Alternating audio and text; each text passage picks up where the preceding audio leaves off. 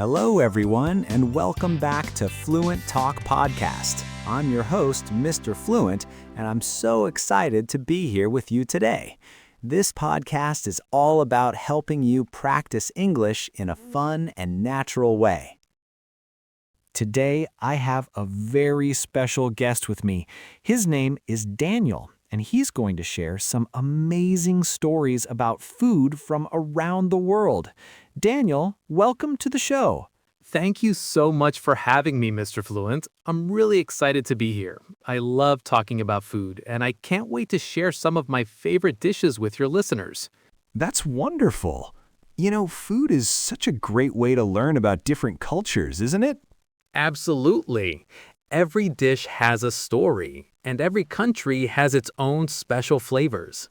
So, Daniel, let's start with a simple question. What's your absolute favorite food from another country? Oh, that's such a hard question. But if I have to choose just one, I'd say it's ramen from Japan. Not the instant kind you buy at the store, but real, authentic Japanese ramen.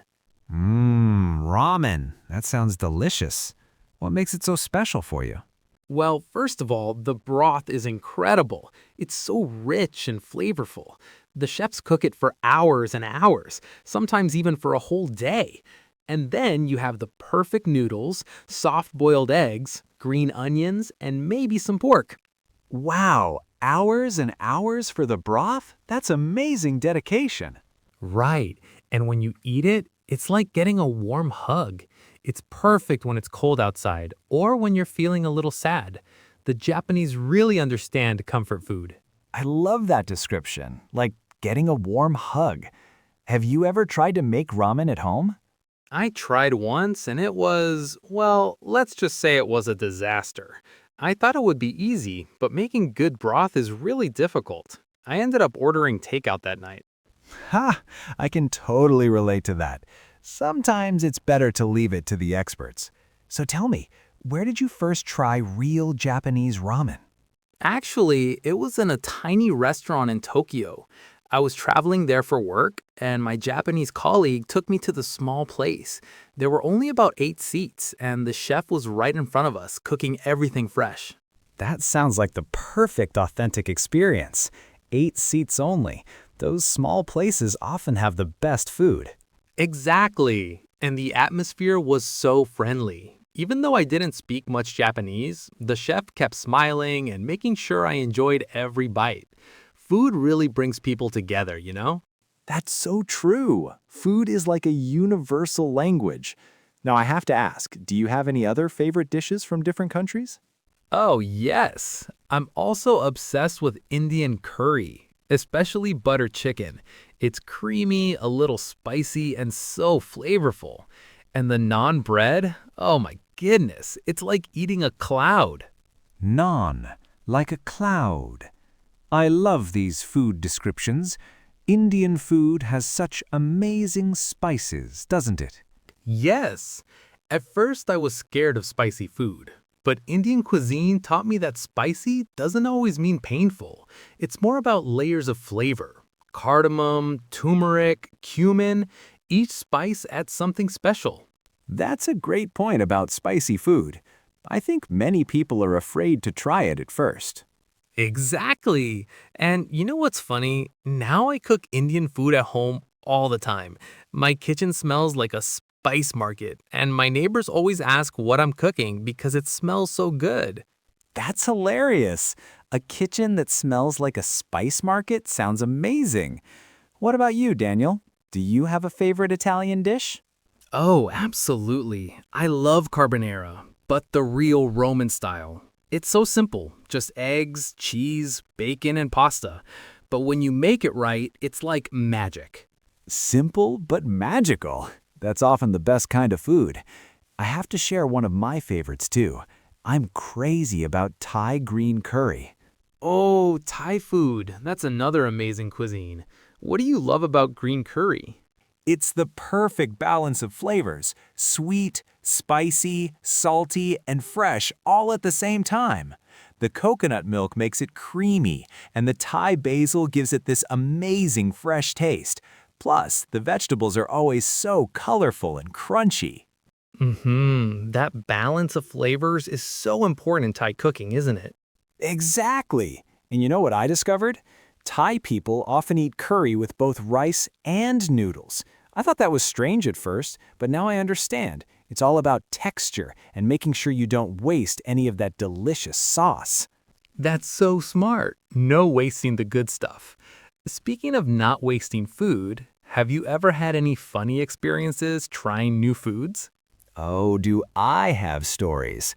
Once I was in Mexico and I ordered something called mole. I had no idea what it was, and when it arrived, it looked like chocolate sauce on chicken. I was so confused. Ha! And how was it? It was incredible. It's not sweet like chocolate cake. It's complex and rich with spices and just a tiny bit of chocolate flavor. I learned that mole has like 20 different ingredients and takes hours to make. Mexican cuisine is so much more than tacos and burritos. 20 ingredients? That's amazing. I love how food can surprise us like that. What about street food? Have you tried any interesting street food? Oh, yes. The best pad thai I ever had was from a street vendor in Bangkok. She had this tiny cart, and she cooked everything right in front of me. The noodles were perfect, the sauce was tangy and sweet, and she added fresh lime and peanuts on top. Street food can be the most authentic experience, right? I tried Turkish doner from a street cart in Istanbul, and it was life-changing. The meat was so tender, and the bread was fresh and warm. Turkish food is fantastic. I love how they use yogurt in so many dishes. It's cooling and refreshing. Yes, and Turkish breakfast is amazing too. So many small dishes, cheese, olives, tomatoes, honey. It's like a celebration every morning. A celebration every morning? I love that. Daniel, I have to ask, is there any food that you were scared to try but ended up loving? Oh, definitely. Raw fish. Sushi. I grew up thinking that fish had to be cooked, and the idea of eating it raw seemed crazy to me. Speaking of Turkish breakfast, that actually reminds me of something interesting. I've noticed that breakfast foods are so different around the world. What's the most unusual breakfast you've ever had? Oh, wow, that's a great question. I think it was in the Philippines. I had something called tapsilog. It's beef jerky, garlic rice, and the fried egg all together. At first, I thought it was too heavy for breakfast, but it was actually amazing. The garlic rice was so flavorful, and the beef was sweet and salty at the same time. I can understand that fear. What changed your mind? Well, I was at a business dinner and everyone was ordering sushi. I didn't want to seem rude, so I tried a simple salmon roll. And you know what? It was so fresh and clean tasting, nothing like what I expected. Now I eat sushi at least once a month. That sounds incredible. I love how different cultures approach breakfast. In some places, it's light and sweet. In others, it's like a full meal. Have you ever had congee? That's a Chinese breakfast that really surprised me. Yes, congee is basically rice porridge, right? I was skeptical at first because it seems so plain. But when you add the toppings like green onions, pickled vegetables, or even century egg, it becomes this complex, comforting meal. It's like a blank canvas for flavors. That's such a great example of how trying new things can surprise us. Sometimes social situations push us to be more adventurous with food. Exactly. And now I always tell my friends, don't be afraid to try something new. The worst thing that can happen is you don't like it, and then you just order something else. That's such a perfect description. A blank canvas for flavors. You know, Daniel, talking about all these different ingredients makes me curious. Do you like to shop for international ingredients? I find that visiting different markets is almost like traveling without leaving your city. Oh, absolutely. I love exploring different markets. There's this Korean market near my house, and every time I go there, I discover something new. Last week, I found these amazing fermented chili pastes, gochujang, that I'd never tried before. The shop owner actually taught me how to use it to make Korean fried chicken at home.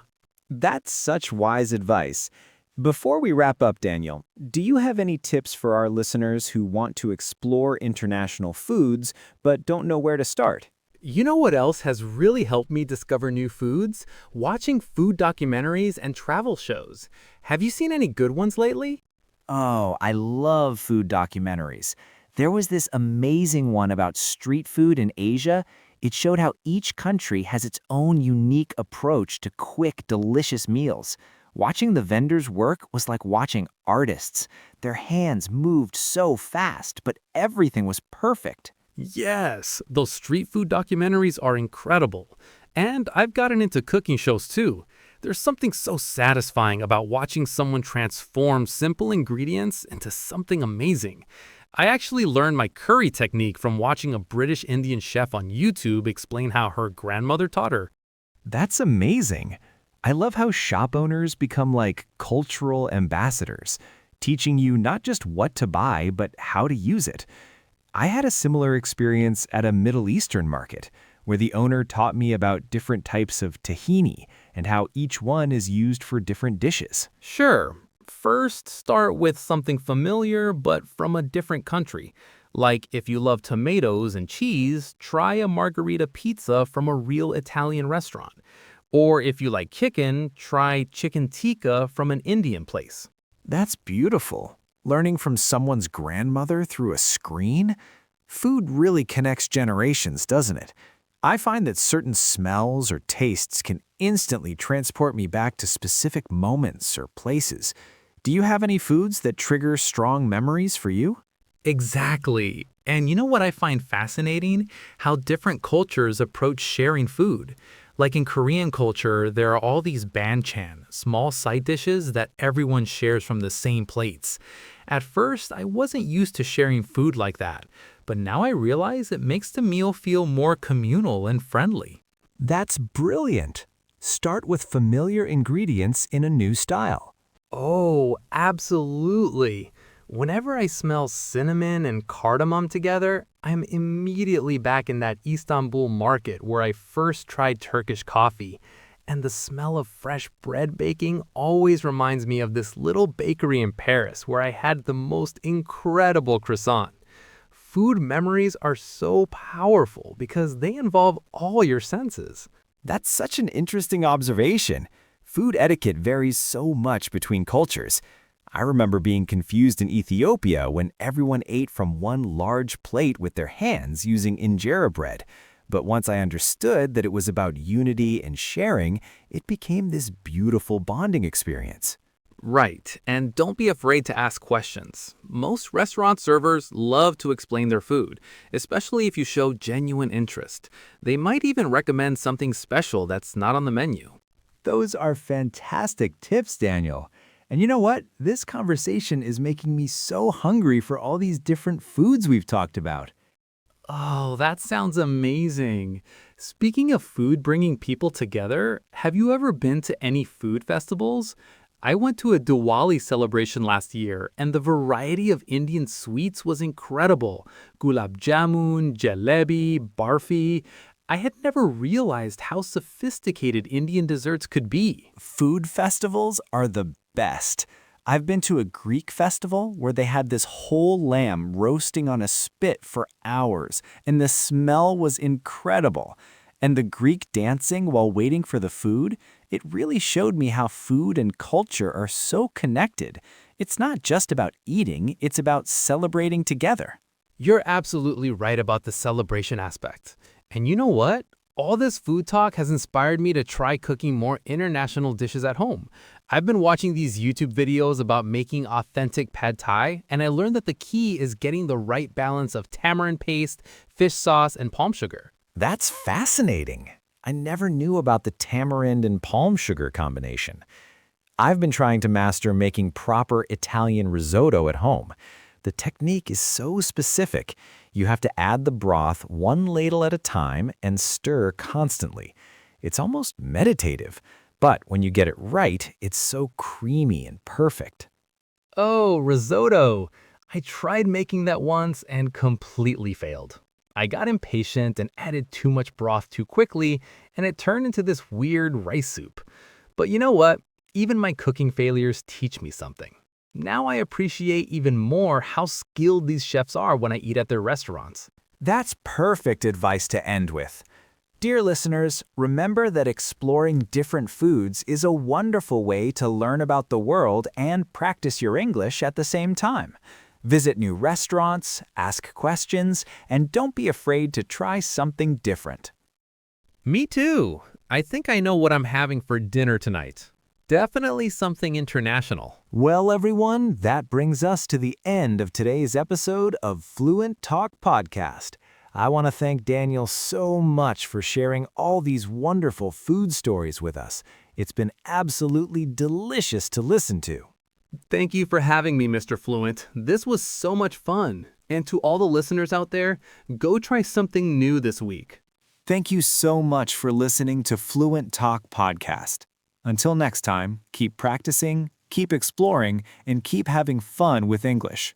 See you soon. And don't forget, you can find more episodes of Fluent Talk Podcast on all major podcast platforms. If you enjoyed today's food adventure with Daniel, please leave us a review. It really helps other English learners find our show. Happy eating and happy learning.